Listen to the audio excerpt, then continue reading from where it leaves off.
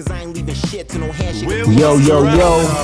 Welcome back to Just Kicking It. I go by the name of Polo Show, and I'm with the homie Soy. And yeah, we are independent artists based out of YYC. That's what we do. Follow us on your preferred streaming platform. I go by the name of Polo Show on there. Soy, how you prefer to be found? Look me up on your streaming shit. Look up On the Search for More and then Soy, and you will find me. And then you'll find my music. Also go to our Lifted One SoundCloud. We have a bunch of like really great songs on there from like back in the day. That's Lifted One Records at SoundCloud. So definitely check that out because there's a lot of like hidden gems in there. Word. Yeah, so if you're listening on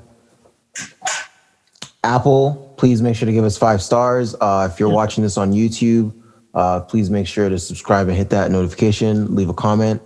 And yeah, let's get right into it. So in the global world, we're starting off talking about United Masters. No reason in particular, I guess they're just coming to mind. I think we saw them, right? Steve Stout was a guest on the Joe Budden podcast recently. So I was just saying like, yo, United Masters is just another like record label. You know, they're just like advertising themselves like, yo, we're for artists, come over here, sign. Sounds like a record label. So yeah, did you want to add to that? Yeah, sure. Like, I don't know, I've seen it advertised a bunch, and I've seen a bunch of pretty well-known artists, but you were saying there's like a fine print in it where basically if you want to go to another label, if you're like, you have a big song and you're like basically shipping yourself around being like, hey, who wants to sign me? They have the right to basically tell you no and, you know, act as a record. Apparently it's in the right of first refusal. So basically United Masters is basically supposed to be like DistroKid. It's supposed to be the same idea, you know, pay this fee and then you can upload whatever. And then United Masters' pitch is that in addition to paying this fee and you can upload whatever, you will give us, if we can get your stuff onto these like exclusive things, we'll make 10% of your music, you know, so you're making 90%. And so they do things like NBA, like there was actually a Calgary artist who was featured on like NBA game or something, like the soundtrack for the game, which is a big look, right? Because you're in the game, people are like, oh, what's this track? So they give you like opportunities like that, and they'll ask for a percentage for doing that. So I'm sure it's good, but I don't know anyone who's like blown up of just that, right? Like any independent artist, like what I'm seeing is like NLE Choppa, like that's someone I've seen that's associated with them. What I'm seeing is someone who's already like someone who had something going on, they've already blown up. That's the platform that they use. I'm not really seeing it happen because of what they're doing. You know what I mean? So I'm not seeing them justifying that 10% that they're taking, right? I think that 10% comes off the top. Like that's the difference. So once you do it, you're going to pay a fee and they're going to take 10%. And then part of it is where they're going to do this and we'll see what it does for you, right? So yeah, I personally believe that they're definitely kind of like a record label. Steve Stout is definitely like an industry dude, an executive for years. So like this is what he knows. And so what we're talking about in the contract is a right of first refusal, which is what would be in a standard record label contract, like with the first label you sign with type thing, so that, you know, if we're putting all this investments in you, blah, blah, blah. And it's usually like you have it in a standard record deal where it's like, maybe the record deal was 5 years or 5 albums long, however the duration was. And the artist was nobody when you started. And then 5 years, 5 albums later, the artist is, you know, this huge superstar and the contract is over. So the artist doesn't owe you anything anymore. Like you guys have both met your terms. He's giving you all your albums. You guys have made your money. The right of first refusal means that even though like he's out of the contract now, you now have the opportunity to be like, hey, all right, before you go to Universal, any of these other guys, you're huge now. Give us the opportunity to offer you whatever number you want to, you know, whatever number it is that you want. We have to give you that number. And if we can't satisfy you, then you can go. We have to refuse it first. Right. You know what I mean? And so in that case, that kind of makes sense. Like we invested, we grew with you. Sure. Give us that, you know, give us that thing. You can weasel that out of the contract if you don't want it there, but that's usually in there. And so in this situation, it's like, yeah, that, I don't know. It's not really that whole, the label growing with you is not really there. It's just like, I don't know. It's kind of just, it just seems sneaky to me. You know, all you're really getting out of them is a way to distribute your music. And, you know, if the song pops from you distributing it with them, and it might not be because of their streams. Like I described that NBA thing. I think they have other things they're doing like playlists, but it might not be because of any of those things. It might be because of your own promotion that makes it pop. They have that option, and I guess that's good. At the end of the day, it's like, yo, now everyone wants you, and you have this one person that's trying to like get you first, but it is kind of sneaky. Like I heard this recently because I was in like an artist panel like discussion, and there was definitely like a professional with experience in there that was like just dropping jewels. So I would not know this otherwise. But I've always just known like United Masters is some shady shit. Like I just look at it and I'm like, this fucking Steve Stout guy.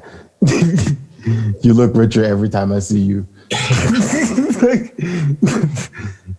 You don't look like you're here to help the artists. Just the blood, sweat, and tears of an artist as a chain. That's so poetic. But that's so true. Dude, yeah. I feel like a lot of the stuff that labels actually do is stuff that you can actually do you can just do it out of your own pocket. And so the issue I think people are starting to realize with labels is like, wow, like you can do everything the label does, but you can do it. But labels, the thing about labels that makes them cool, and I know United Masters is like technically that, whatever, or they're like putting up the facade that that's not what they are. But they do have leverage in certain situations. So you're like getting into a game. Like that's a pretty cool thing. Mm-hmm. Like, that's what I'm saying. Like, and so someone else might look at this opportunity, and like that's why there's different distribution. That's why there's still DistroKid, there's TuneCore, there's CD Baby, there's all these options. They all offer something different, right? Someone else might look at this thing and say, you know, I have this song I'm making, or this new single I have is all fucking basketball metaphors, and it's so like, you know, it's hyper, you know, working out to. It will work perfectly to be in this game, you know. It's worth it for me to give them that 10% for that shot to be in that game, you know. And so someone else might see it as a good deal, right? But hopefully they read the fine print of the contract and see what the fuck is in there, right? My soul. Because that's another thing. So I guess we're bringing this up because of that as well. Like someone had brought this up to me, but it's like the way they advertise themselves, they don't put that in there. You know, you wouldn't know that. Yeah. It's like on the off chance that you blow up, like you can't just go out and be like, yeah. Remember that? United, we own your masters. Yeah. United, we own them.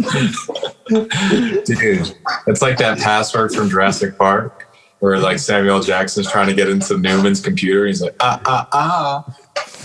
That's United Masters. He's the guy from Jurassic Park that gets eaten by those fucking ink dinosaurs. That's the weirdest metaphor I ever said. I don't even think that's relevant. It's pretty hard for me to visualize, man. I know that movie, but it's like a pretty specific scene. Like, that's like one of the best movies, man. That movie is so fire. That and Back to the Future. Oh yeah, that's fire. I was thinking about Back to the Future the other day. I'm like, damn. Plus the sequels are actually pretty good. Like, that's a great series. Just on like a side note, like Little Flames. That is good. He ends up with the girl in the end. Yeah, that's a good story. I remember like once like watching them all like back to back.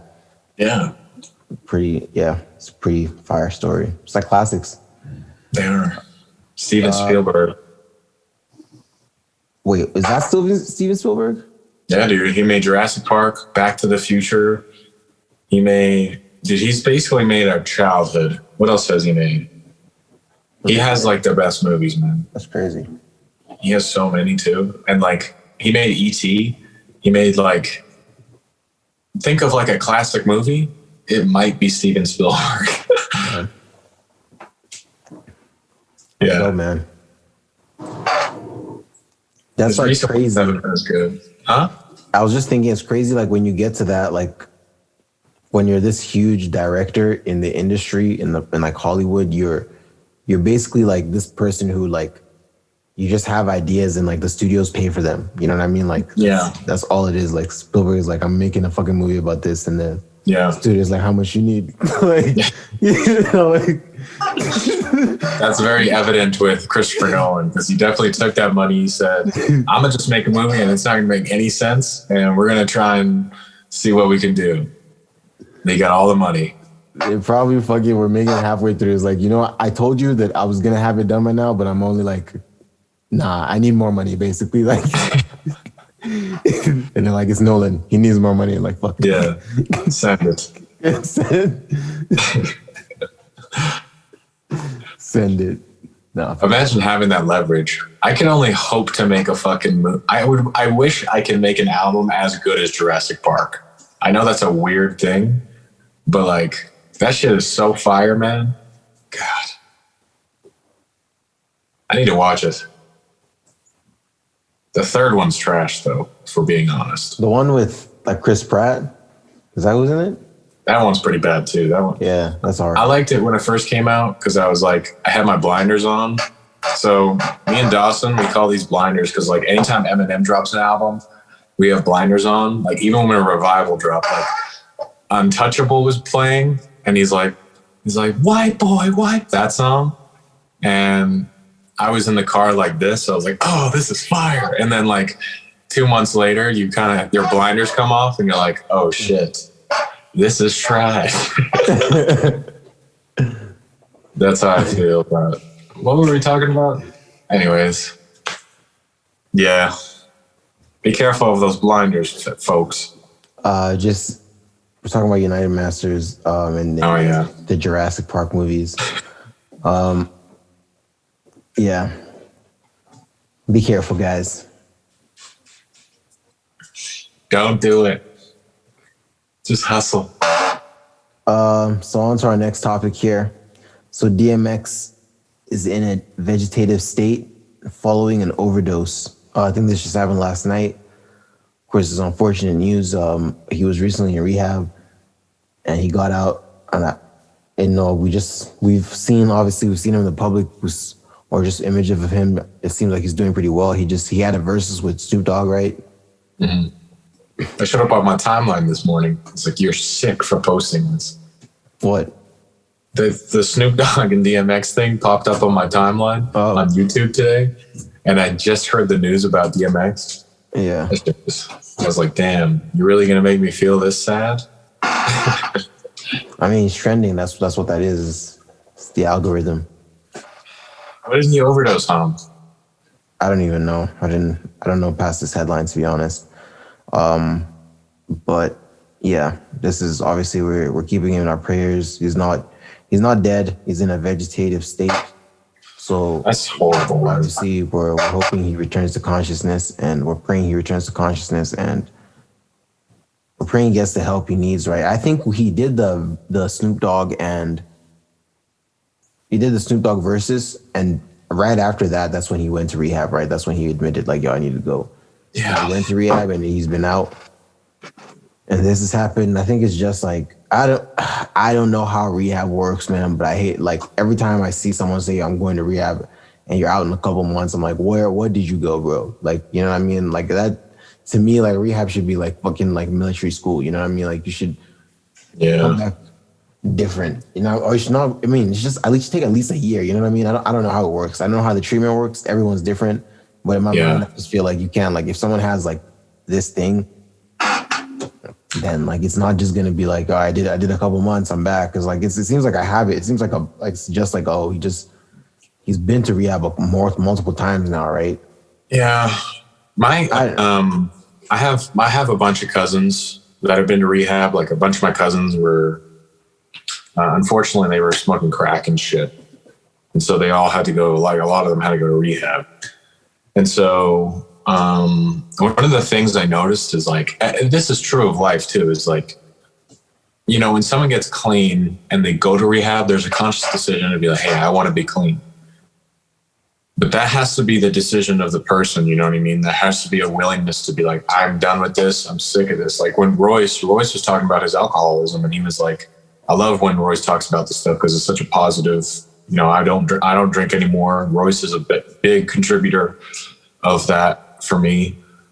He talks about it where he's like, he made a call to Eminem and he's like, hey, like I need help. Like, can you help me? And like, M was in his corner, like being like, hey, like, that's the coolest thing. That's the realest shit you've ever said to me. You know? And so things we need to consider is like these people like DMX. DMX is like, he was like the biggest superstar on the planet, bro. Like he probably had some of the biggest audiences I've ever seen in my life, screaming every word. Every single person in the crowd knew. Like it was, his level of like stardom was crazy. I don't know if we've had an artist like that before. So I can imagine like the things that were given to him were like, and this is all just speculation. Maybe it's not okay to do that, but I'm just trying to figure out what would help him, you know, like, cause like you said, like he goes to rehab and I'm pretty sure he was clean for like a little while, wasn't he? Or maybe we don't know. Maybe he wasn't. Go to rehab a bit longer, dude. I think that's what it is. I don't know. I don't want to sound ignorant to someone listening. Like that's not how treatment works, you know, like, but I mean, just based on his track record alone, it sounds like he needs to go there for a bit longer. It sounds like it needs to, like, when it's time, when he's like, yo, I'm ready to leave, it's like, all right, cool, you're going to do another 3 months. Yeah. Oh, man, it's tough. But I don't know. It's kind of like when people go to prison. Like I saw a conversation recently where they were talking about, like there has to be some sort of prison reform because these guys go to prison and they don't get help. They just get worse because they go in prison and it's like the worst place. Yeah. And then they're surrounded by the worst people. And it's like, what's the objective here? Yeah. You know? I mean, yeah, it's supposed to be a correctional facility, but it's like, at the end of the day, there is the aspect of if someone has done something wrong and they're this harm to society, it's good that they're being confined away from society. 100%. But shouldn't there be some sort of like psychologist that goes in there and just like, hey, like actually tries to help these people, you know? Not like Arkham City shit, like where it's like Arkham Asylum. Like Arkham is actually like a mental like ward. It's not actually a prison. It just so happens that everyone there is a criminal. like that's where Batman's like villains are. But Batman should just kill Joker. I don't know why. He's the worst. Anyways, dude, this is a conversation. I'm gonna pray for DMX. And I was just gonna say something about what's up about the prisons. You just brought up a very good point about they go in there and they don't really get help. Just get worse. Oh, right. Boldly James, who is like a Detroit rapper, he's signed to Griselda. One of his projects, I remember he had like a skit on there where it's just like, man, like everyone I know that goes to jail, like goes out and comes back like a better criminal, you know, like you know, you literally go.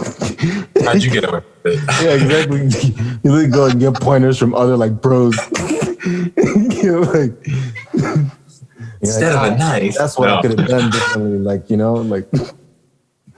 Dude, for real though, I don't know, man. There's something, and it's like there's such a big conversation there. Yeah, no, but I get it, but yeah, there's two parts to it for sure. Like, I believe there's a value to the prison system, but at the same time, there's definitely it's like a disservice. Like everyone deserves. Sometimes, I say that and then I think about a guy that murders like a grandma or something. Yeah. I'm like, man, fuck that guy. Like, come on. I don't know. It's complex. Everything's so complex. There's no simple solution to anything, Yeah.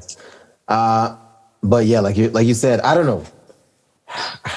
Yeah, like you said, that's definitely a situation. Like I feel like if for the guys who are just hardened criminals that are going there, like they go there, there should be, like you said, like, yeah, some kind of, they usually do have them, like there's some places where they have some kind of work they're doing where it's not just like breaking stones, like they'll have some kind of like manufacturing job or something. That's even worse. That's just slave labor. I guess. I don't know, but I don't know, something constructive, I guess. But sometimes like a lot of them have libraries, right? Like that's crazy, Reading is very valuable. Yeah. I don't know. Maybe they just need to find God. That seems to work. Maybe so. But yeah.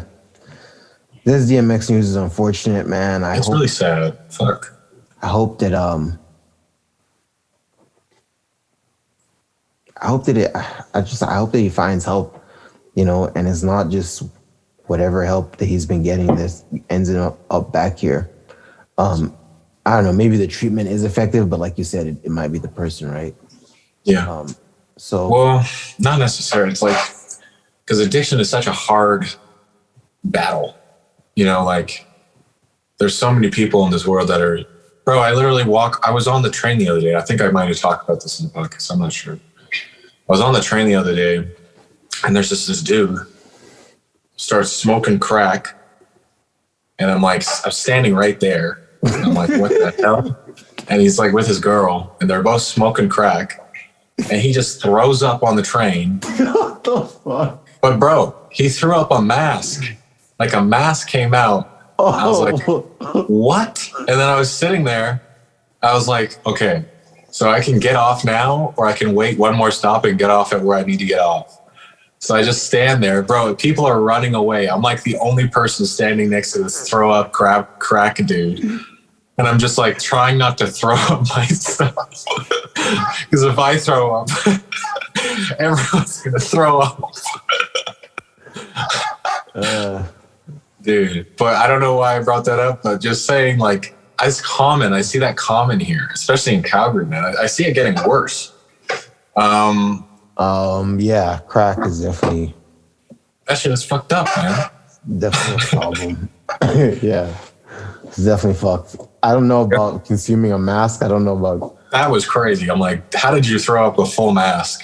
But my suggestion to people, if that happens to you on the train, just get off and wait for the next train. It's not worth it. That's what I would have done, bro. Like, what the fuck? Did you just stay on? Everyone stayed on. I'm like, I'm not about to be the one. Nah, fuck that shit. But I guess you're brave. Yeah. Pray for DMX though. Pray For real, DMX. for real.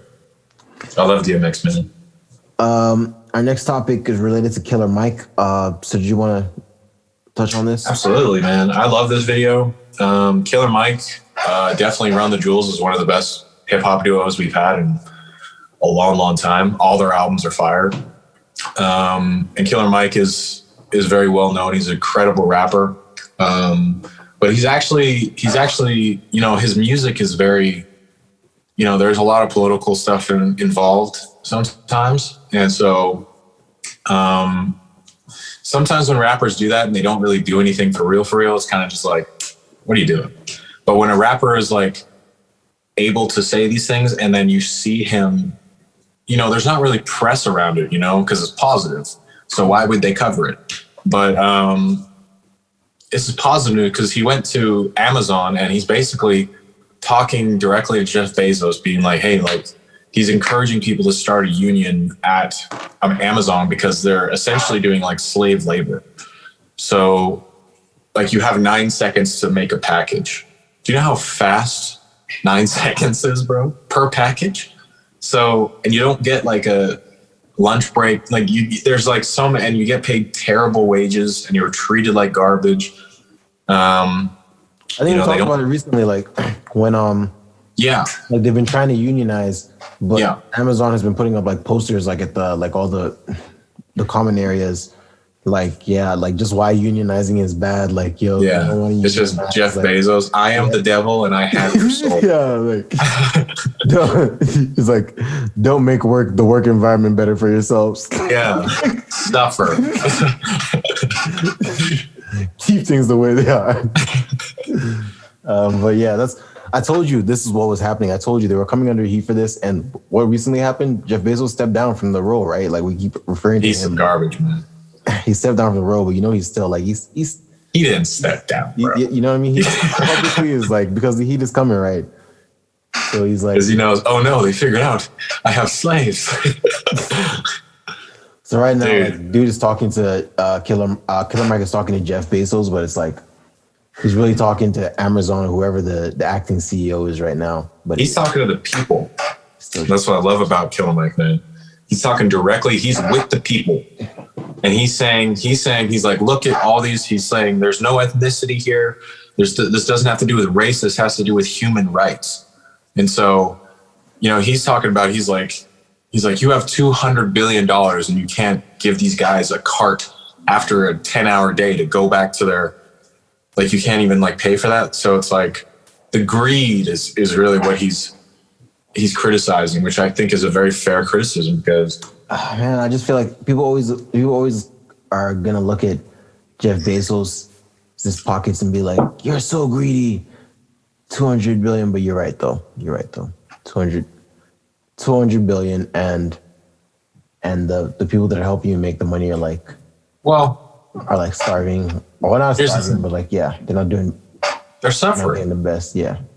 And I agree with you. And I'm not the type of person that likes to be like, hey, well, here's what you should do with your money, because this is not my place. But at some point, bro, you get to the $200 billion mark, bro, you can at least give them a lunch break. Yeah. No, I guess what I've seen like there's entire Reddit threads like devoted to like Jeff Bezos is worth like 200 billion. This is the amount of like world problems he could solve with just half his wealth. Like world hunger in here, like getting a cure for this disease here. Like, you know what I mean? Like this person should not have that much wealth.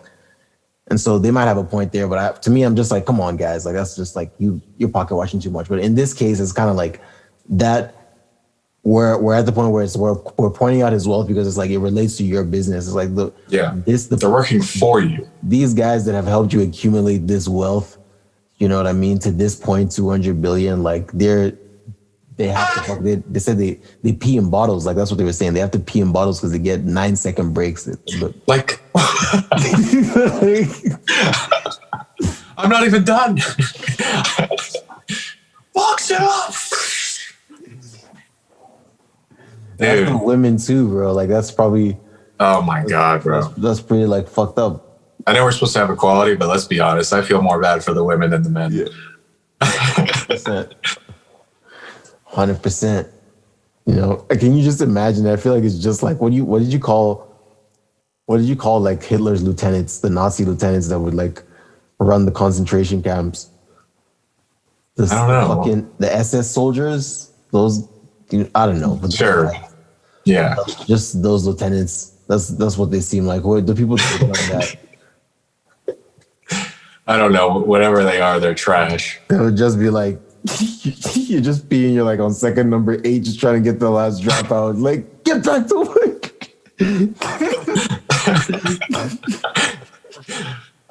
Just let me finish, man. No, dude. It's like that's how it has to be. If it's like, because who's enforcing the 9 seconds? It has to be like there's someone there. There's someone. Yeah, there's someone I've worked for that got fired for being a bully, bro. I think you would fit in right in at Amazon. You piece of shit. They say there's no air conditioning in the buildings either. Why? So it's almost made to be like hell, It hurts the boxes. If the box gets too cold, it can't fold properly. Yeah. I don't know. We love getting our packages super fast though, but this is what I'm not ordering off Amazon. this is what it means to get them super fast. But I just That's what Killer Mike said, bro. He said, I'm saying right now, until we get this union going, I'm not going to order from Amazon. And I am with him. Not that I can afford it, but I am with him. So I'm going to wait and I'm going to follow up on this story. I'm going to keep making sure that, because this is good news, you know, this is a positive aspect of life. There's more than just negative people. It's a positive to a negative situation. It's a solution. So I'm going to keep following up on it, but yeah, I don't know. Makes me happy. Word. Yeah, this is definitely something to follow up on. I definitely agree with you. You know, I'm all about, you know, Jeff Bezos being as wealthy as he wants to be, but I definitely agree with you about all this. Like, it's pretty fucked up. The workers shouldn't be treated like this. And yeah, hopefully they can get this union going. Next conversation is about classic albums. Basically, there's a lot of classic albums being dropped like every year. You know, everyone calls everything a classic album. This is a classic. So it's like, what's the criteria, you know? Polo G named his album The GOAT. Yeah. Two on the nose. Yeah. You're like The GOAT. Great album, though. To be honest, it's a really great album. Yeah. But yeah. Do you want to add to this? Okay. Yes. Because every year, I feel like nowadays, like 10 rappers are like, yo, I'm about to release this classic. And then we listen to it and we're like, damn, that was good. But like, when we think of classics, bro, I think we need to be way more critical of like what really is a classic. So here's a controversial answer that I'll give right now. I think if you had to choose one album from Jay-Z that's a solidified classic, I think it would be Blueprint, because Blueprint really changed this, you know, that's Kanye as well, but it kind of changed the soundscape of the game. And it did exactly what it was supposed to, where, you know, rappers were trying to sound like that. You know, Jay-Z kind of created his own sound. And then you heard for the rest of that, after 2001, it was like that, like soul sampling. Mm-hmm. And, you know, a lot of credit goes to Kanye, of course, but, you know, Jay-Z's the face of that to me. And so I would say that's a classic. And I say, and this is where it's tricky, I would say Reasonable Doubt isn't a classic. And I'll say not because it's my favorite Jay-Z album, but when it came out, it didn't impact the game like how I'm trying to describe. And I'm just trying to make this conversation a bigger conversation, because it's so easy to call something a classic nowadays, you know? Word. I've always believed like the story around an album makes it a classic. Every like album that I would just like read, like got into when I was younger, I would read the stories behind. I would read the Wikipedia page of the album, you know, and you always like the Illmatics. I was literally, you know, born the year like Illmatic came out, so I have no memories of that time, but like the descriptions of you know, what the streets were like in New York, and, you know, what music was like prior to Nas coming, you know. I saw one where it was like, you know, they were playing it at like the Source, and they just had never heard like, you know, this style, the flow and all that before. And I'm just like, I can imagine, you know, like I can imagine the landscape, I can imagine the time, I can imagine what it was like in New York. And the West Coast was actually dominating, right? Dre and Snoop Dogg, all these guys were on the radio. The West Coast was killing the game, you know? And so Nas was this like, everyone knew this MC that just came out of nowhere with this album, you know? So that's the story of the album, you know?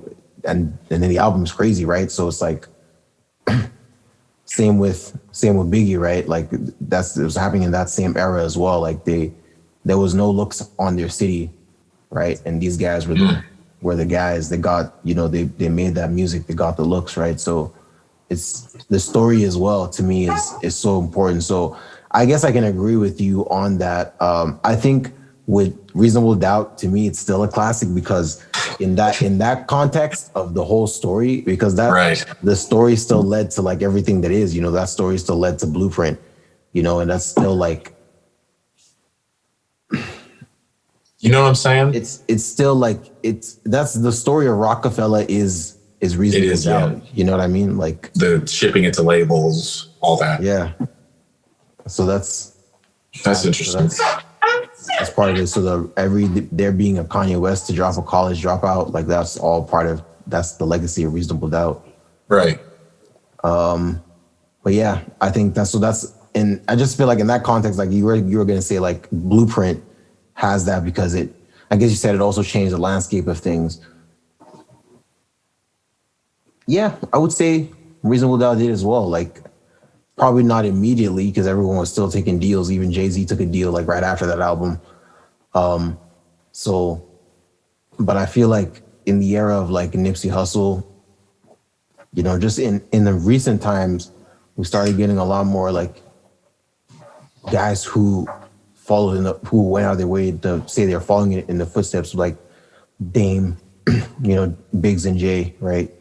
The Rockefeller founders. But yeah, so you're saying Blueprint because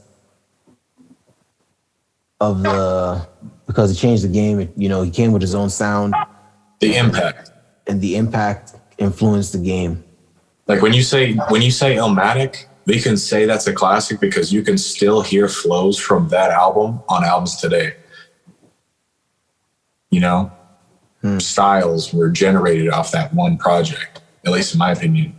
But the same with Ready to Die. Ready to Die is like, it's the perfect hip hop album. Like you can literally make an album, construct it like Ready to Die, and it'll flow. Like, you know, like, I don't know. It's just, I'm just sick of people being like, yo, I just made a classic, you know, like it shouldn't just come around every year. Like it shouldn't be something that comes around like every 10 years. You know what I mean? I know that's a crazy thing to say, but it's like, shouldn't it like really like do something where it's like, it has to be timeless. Like there's so many things. I mean, I don't know. I feel like everyone is always going to say, we live in an age where the independent or the artist is the person that's promoting themselves. You know, it used to be there was a middleman between the artist and the audience, the fans. You know, it was usually the record label or whoever. But now it's like the artists have direct communication with the fans, type of thing. You know what I mean? So I just feel like it's a different dynamic, you know? Yeah. Yeah. I don't know. I'm just trying to get to the root of it, of like how we can really quantify it. But it's like, it's so hard to say that Reasonable Doubt isn't a classic, you know, like, when you really think about it like in that. But like even like Kanye albums, like a 808 and Heartbreaks, it's like, yeah, it had the impact, but like, was it as good as My Beautiful Dark Twisted Fantasy? You know, like, was it like, I don't know. Like, I feel like Drake's If You're Reading This Is Too Late was more impactful than like a Take Care. I know that's a weird, because like If You're Reading This Is Too Late had the trap. It was kind of like the leader of like that sound. And like you kind of hear music today and it's like you hear a Roddy Ricch and it's like, damn, this sounds like If You're Reading This, you know, like it really impacted music. Not just hip hop, but it impacted music in general. But hip hop is the most important here. But I feel like, yeah, I just feel like it's what I was going with that was I just feel like it's the with having the middleman, whether it was the label or the media in the middle, it didn't really like I just feel like what the issue you're having is the artist is calling their project a classic. The artist, I see what you're saying. you know what I mean? Like Yeah. everyone is gonna put out their stuff and say, "Yo, I got a classic that's coming out." You know what I mean? That's what you're like. That's what's flooding the market with. Oh, this person says they got this person got a classic. Whereas probably in the 2000 when Jay dropped the Blueprint, you know, there wasn't a social media, there wasn't a this. It really was. Right. You would put it out, and then the fans would get it from the media and from the outlets, and then it would be determined. So you're basically saying where it stems from. I think that's what it is. I think it's like social media. That's where a lot of bullshit stems from. It's just like flooding, like current. So like that fucking Lil Nas X. I know we said we're not gonna talk about that shit, but that song is gonna chart, and it's not even about the song. You know what I mean? Like it's just, you know what I mean? I'm sure his fans are calling that song classic. I'm sure he's calling that song. I'm so used to calling that song classic. You know what I mean? But that's the era we live in. He can do that. Yeah. Like whereas if this was 2000 and he did this same shit, like where is this same song? He's doing the same shenanigans. It's kind of like. Well, 2000 was a different time. I know. But people will call you out for saying this. For saying this is a classic. You know what I mean? Like it would be. Yeah, right. There was more gatekeepers. Exactly, and so I felt like, and so there's that. The gatekeeping has it made it so that what is it? It just made the game more illustrious almost. Yeah. But obviously, without the gatekeeping, it just seems like there's a lot of the market's being flooded. But at the same time, it's created so much opportunity, right? So we're grateful for the opportunity, but at the same time, it's the same dynamic. It's crazy because it's to think like, I feel like when we were in high school listening to like J. Cole, Kendrick, and Drake, to have blown up with those guys, we'd have to have blown up with a label, we'd have to have gone a major, that was the route then. That was the only way you could have people saying, you got a classic. Whereas, you could, in 2021, you could go to Jake Paul route, just build a following and tell people you got a classic, tell people you're the best boxer in the world, and your fans are like, yo, fans really be in the comments like, yo, he's going to kick Mayweather's ass. Like, Just don't even know who he is. Man, you're right. And that goes back to the Drake bar, the disconnect between excellence and celebrity. Right. Damn. That shit was a fire bar, man. Damn. You're right. The social media is like it's tainting things. It's a beautiful thing, and it's a bad thing because again, I just feel like we're gonna make it so, and I just feel like the opportunity that we have to make it now in the current landscape is not the opportunity we would have had, 10 years ago, you know what I mean? When Drake, Kendrick, and Cole were trying to come up, we've had to. The route was go get with a label, you know what I mean? Trying to do this independent route it would have been the Nipsey way, it would have been the marathon way, where would have been Tech Nine. Exactly, it would have been a 10-year run to get the debut album if you try to do it the Nipsey way, starting then, right? But now they open those doors. Exactly, these guys open those doors. But the game has definitely changed. So I think I like that though. The criteria should definitely be impactful. For me, it was definitely the story. I think the story should definitely be impactful. And definitely impact the game. And something you return to in like years from now, not something that's like of the moment. Like, I agree. Word. So on to our last topic on here. Bad Baby, spelled BHBH. Yeah. Some may know her as Catch Me Outside Girl. From Dr. Phil. Yeah. She famously went viral, for her slang on Dr. Phil, and then she signed a record deal, and then she put out some songs, and really made a mockery of I'm just this thing we're doing here, but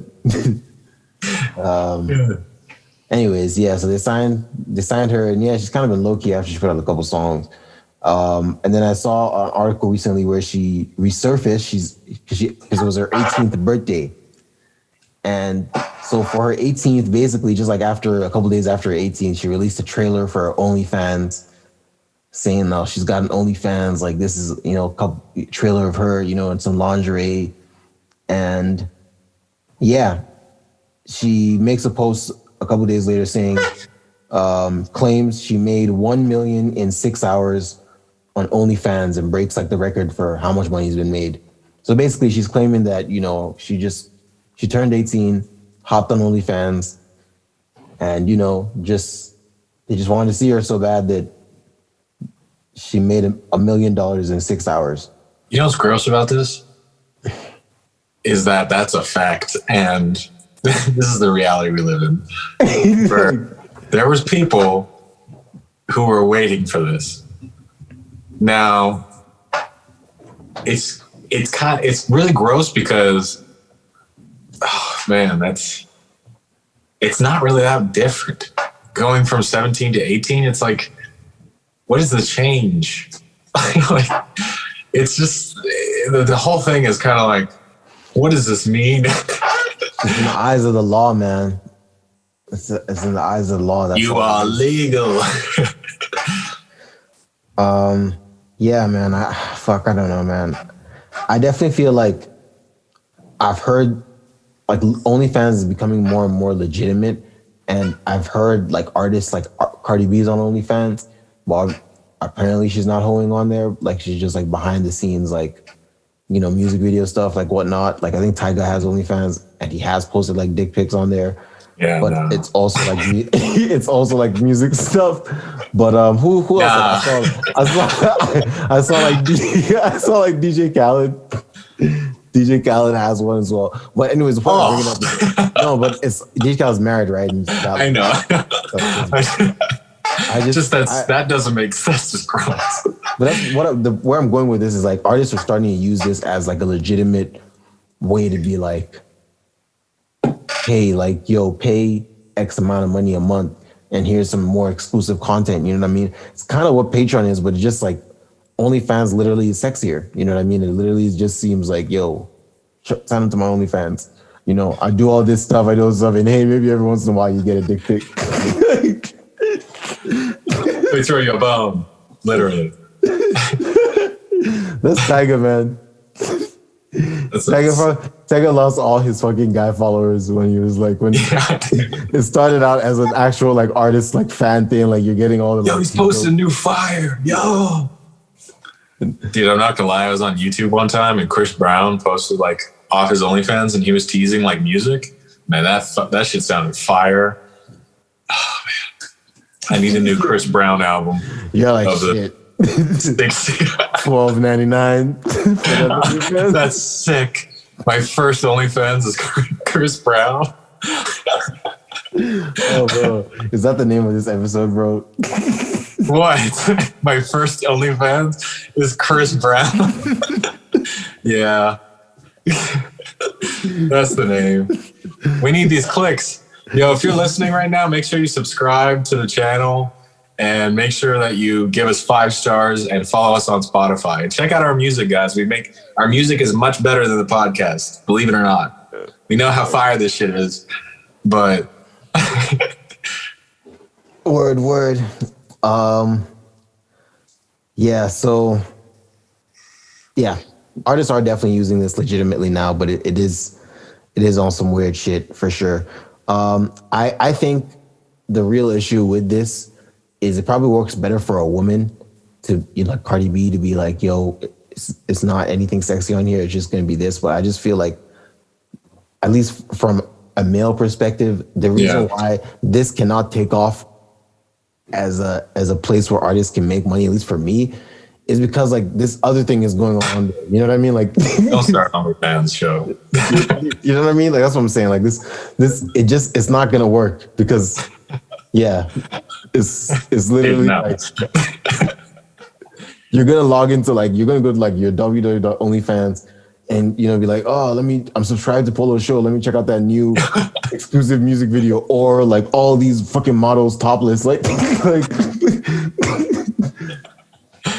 Dude, for real. Dude, yeah. What I was gonna say some misogynistic shit as a joke. These are jokes, but you could say that about like women in circumstances like this works better for a woman. I'm pretty sure you might be able to say that for like everything. Is that too bold of a statement? Does that even make sense? This works better for a woman. Yeah. All right, let's just keep going. Yeah. It didn't hit like I thought it would. Yeah, shout out to Cardi B though. But that's pretty much it as far as this vaccine talk. Yeah, we're just OnlyFans keeps killing the game, That's really that's really it. Yeah. And if you had a timer for when Bad Barbie's birthday was, you are a pedophile. And I want you to know from the bottom of my heart, you're gross.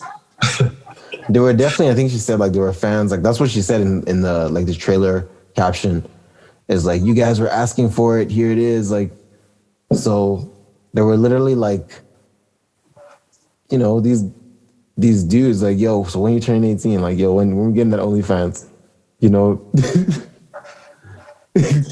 probably on her 17th birthday, just message her like, yo, 1 year away. It's just like, so yeah, we joking. They should pay $1 million, man, in 6 hours. You can't knock a hustle, man. Like, yeah, I mean that's the other side of it. Yeah, $1 million in 6 hours is pretty for some simps. It's pretty crazy. It's pretty fucking crazy. But that's the game.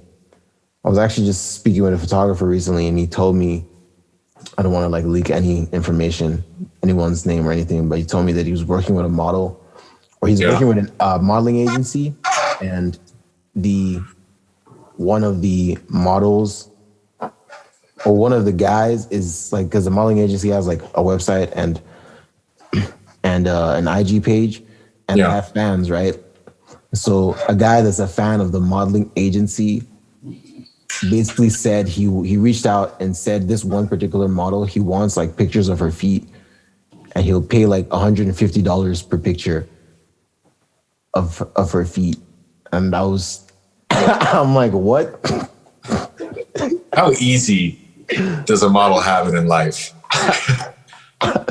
I'm like, what, bro? Like you take like 5 pictures in like in 1 minute, bro. Yeah. The more pictures you can send to the merrier, you know what I mean? Like he's fucking excited. This is my feet with a toupee. This is my feet with a suit. Yeah, he said that to me, and I was like, excuse me? Like, yes, yep. Watch your mouth. This guy. Yeah, man. So simps, man. Yeah, this is real. This is 12. I don't know how much Bad Barbie's charging for her fucking subscription, but I'm telling you that someone's paying $150 for photos of feet. This is the world we live in, bro. You know what, man? If someone wants to spend their money like that, and y'all cannot criticize Jeff Bezos. If you're spending $150 on a foot picture, you have no say. Real shit. But yeah, that concludes our global today. On to national. So vaccinations, people, we're getting vaccines. All right, Show. You got a vaccination. You got your first one. First of all, where did you get it? How do I get it? What did they do? Did they stick a thing down your throat again? No, they just put they just did a jab, a needle into my arm, like my shoulder. Okay. And yeah, that's it. It's kind of, that area is kind of sore, but it should be good by the end of the day. That's what they said. Maybe some fever symptoms over the next couple of days. Yeah. But you might turn into a zombie. No, just kidding. Yeah, for the most part, like, should be fine, right? It says up to like just over 90% effective right now, like apparently.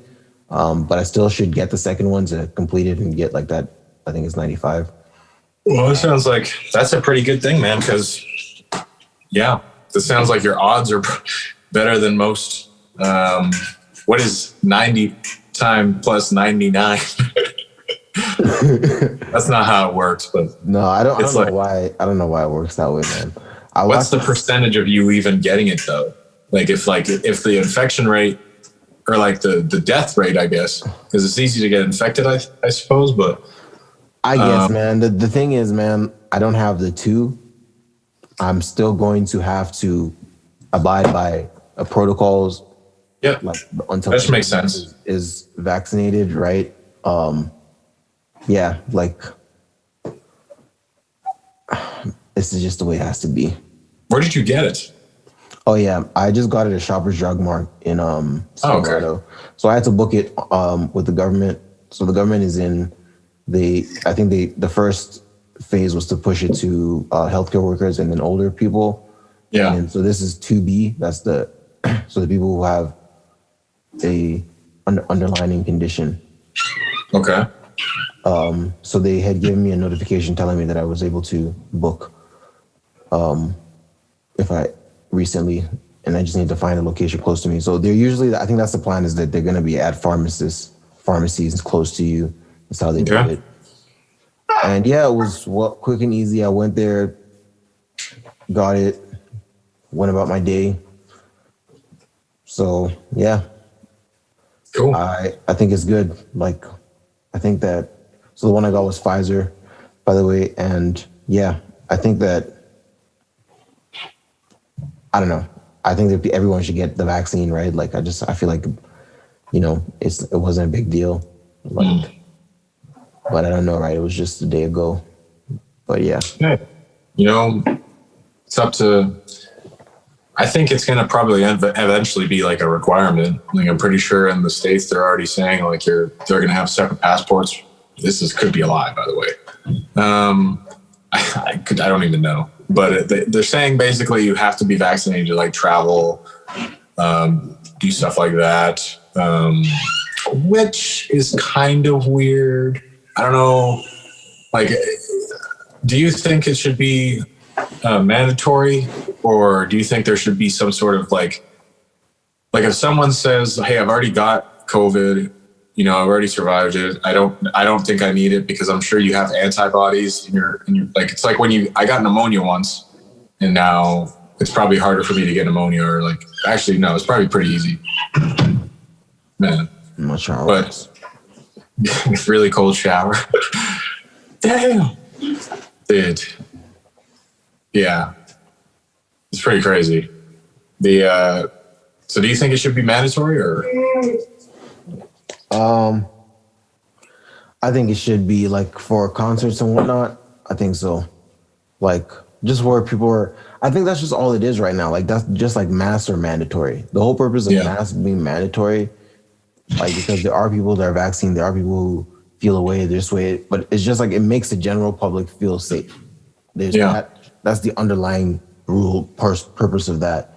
So I think that's the biggest part of the vaccines. It's obviously to keep everyone safe, but the more people that get vaccinated, the more the underlying public is like, oh shit, like this is what we need to do because this is what's happening to keep everyone safe, right? Right. Damn. Well, I'm glad you got it. You definitely, you have a heart condition, so I'm sure it's making you a bit more at ease. Is it? Do you feel more like safer? Or? I'm still gonna have to like follow protocols. I don't know.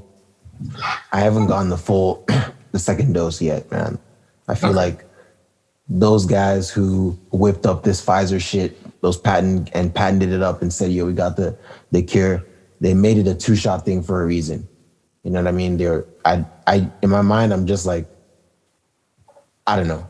I feel like I'm being vaccinated because I got on the first shot. I'm halfway there, but like, I know that the complete process is the 2 shots. You know what I mean? So I can't just be like, yo, I'm free. You know what I mean? Like,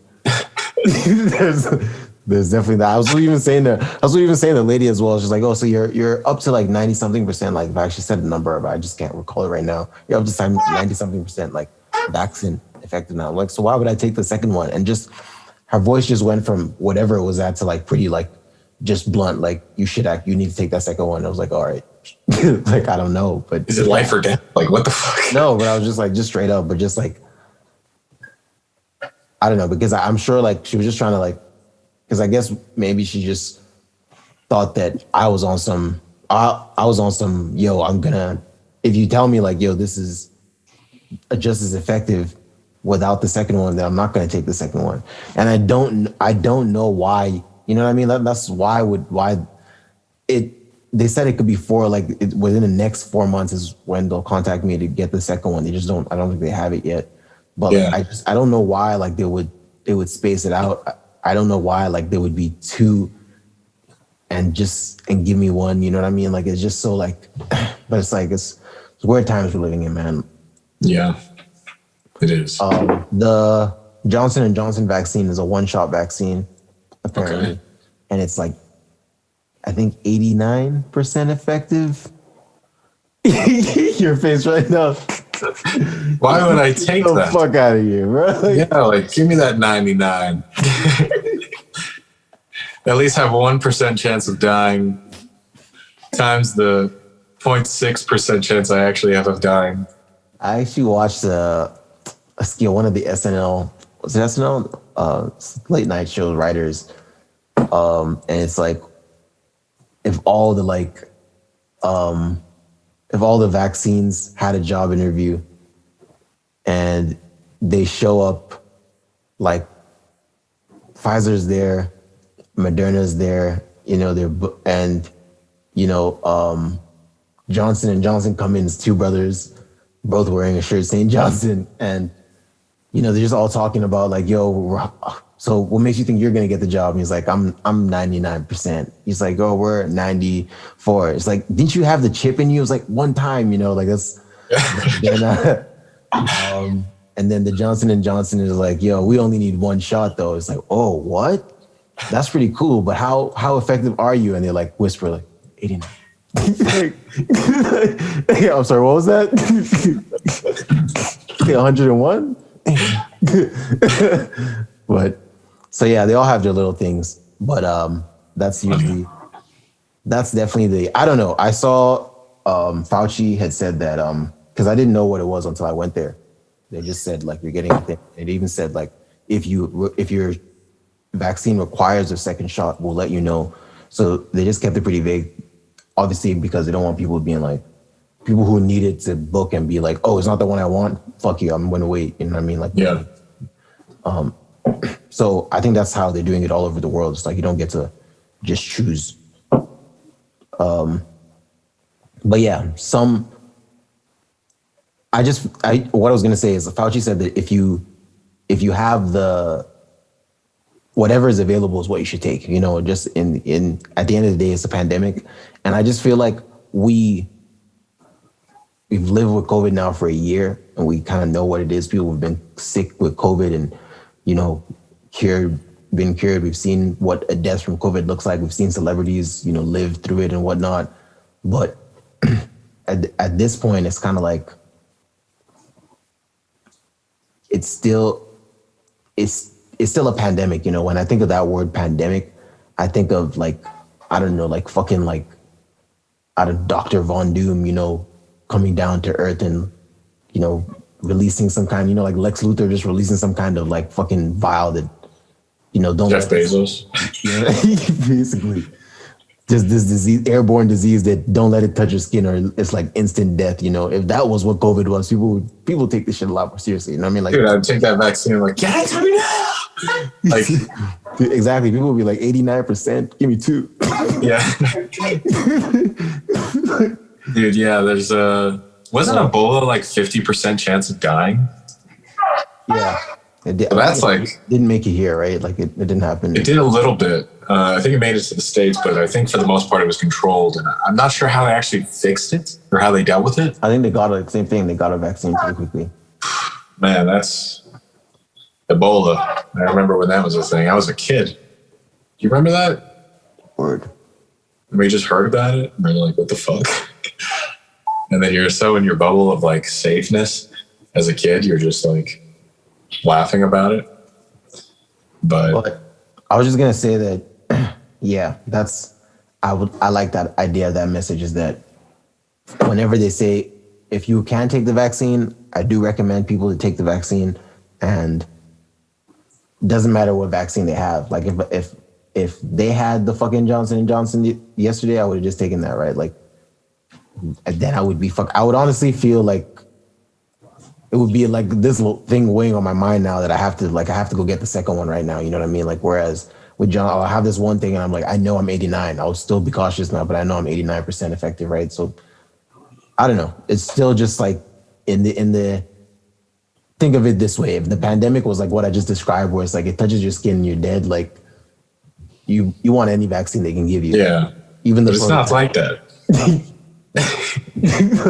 But dude, why the fuck did they even make a vaccine that's 89%? Why are we having anything but 100? Because they're rolling shit out, bro. Because we talked about this, the Johnson and Johnson one.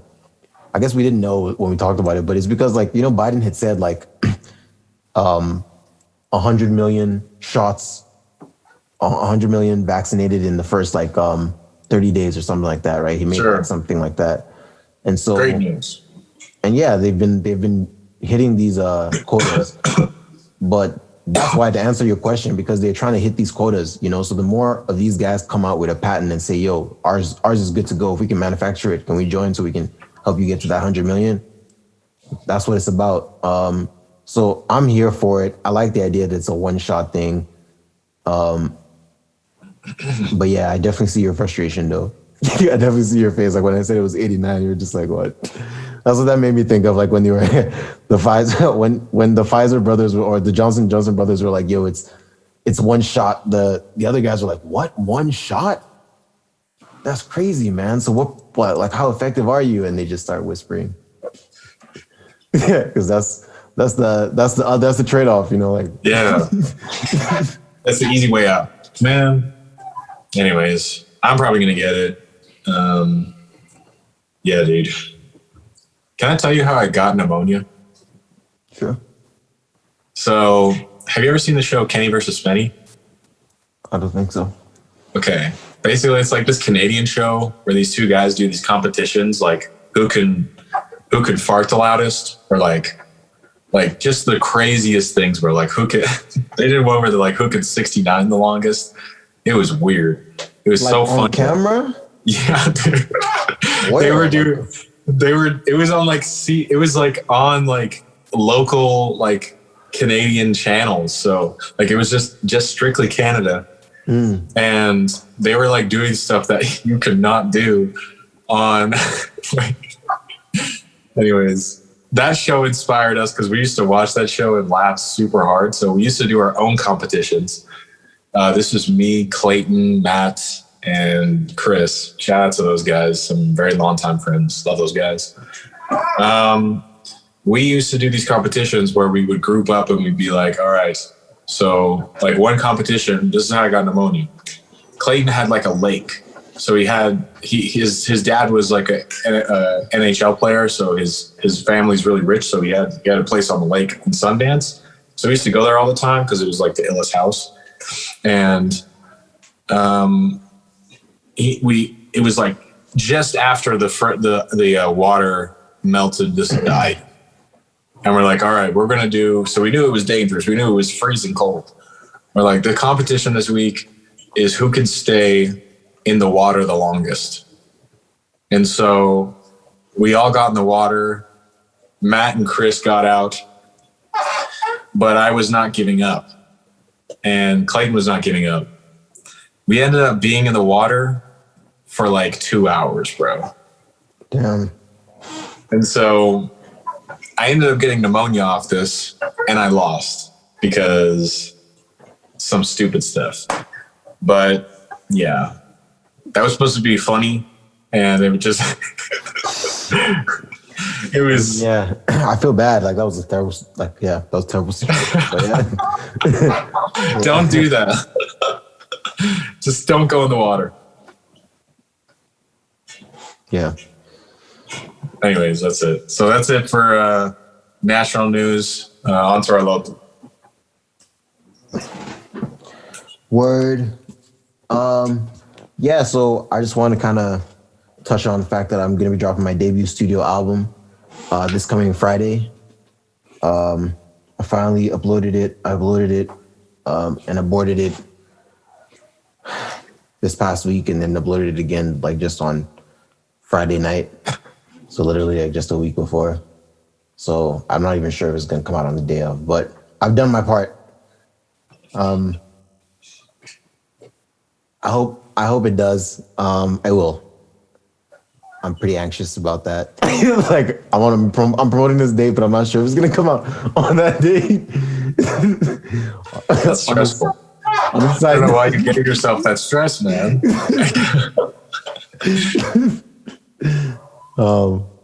Yeah. On a side note, yeah, I've spent a lot of time working on this project. You know, it's my debut album. Yeah, I definitely would like for our listeners of this podcast to check it out when they get a chance. If you're listening on Spotify, you can just search it up as Polo Show. I got the single out right now, Get Money.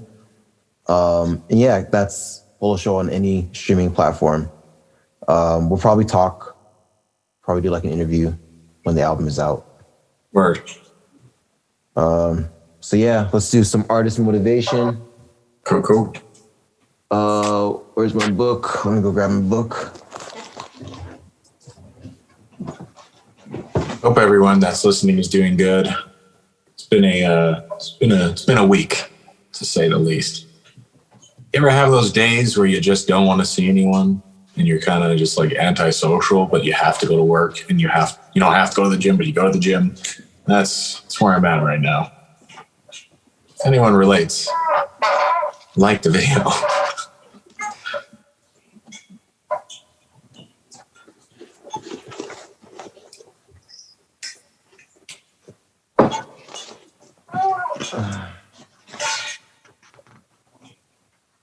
Man. All right. What were you gonna say?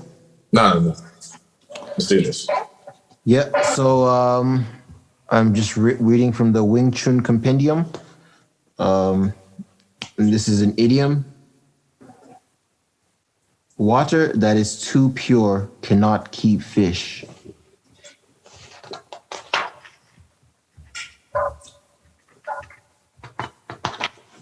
So water that is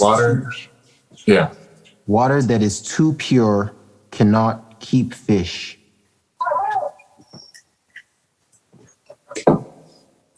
Last week wasn't so hard. You know, it was pretty easy to decipher. This week, I'm not sure, my friend. Is there a passage below that explains? No, man. Like this is a book on martial arts, right? So it's doing a lot of techniques and stuff, and it's literally at the bottom of the book, like the last, like just like a side note next to the page that it drops all this wisdom. So what do you think it means? Water that is too pure cannot keep fish. I think